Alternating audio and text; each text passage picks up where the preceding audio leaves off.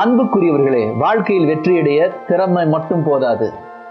ஒழுக்கம், கீழ்ப்படிதல், கட்டுப்பாடு ஆகியவையும் மிக அவசியம். பெற்றோர்களை மதிக்கிற பிள்ளையும், ஆசிரியர்களுடைய அறிவுரைக்கு செவி மடுக்கிற மாணவனும், தலைவனுடைய கட்டளைகளை பின்பற்றுகிற வீரனும் வாழ்வில் தோற்று போவதில்லை. ஒழுக்கத்தோடும் கட்டுப்பாட்டோடும் வாழ்பவன் சாதனையை அறுவடை செய்வான். பைபிள்ல நம்ம வாசிக்கிறோம். எபிரேயருக்கு எழுதிய திருமுகம் 12ஆம் அதிகாரம் 10ஆம் வசனம். மேலும் இவ்வுலக தந்தையர் தங்களுக்கு நலமென தோன்றின வகையில் சிறிது காலம் நம்மை தண்டித்து திருத்தினார்கள். ஆனால் கடவுள் நமது நலனுக்காக, நாமும் அவருடைய தூய்மையில் பங்கு கொள்ள வேண்டும் என்பதற்காக நம்மை தண்டித்து திருத்துகிறார்.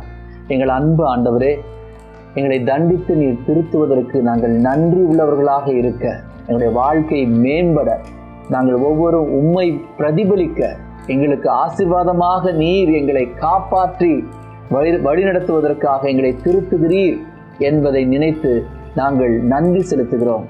தொடர்ந்து எங்களுக்கு வழிகாட்டும். எல்லாம் வல்ல இறைவன், தந்தை, மகன், தூய ஆவியார் உங்களை நிறைவாக ஆசீர்வதிப்பாராக. ஆமென். God bless you.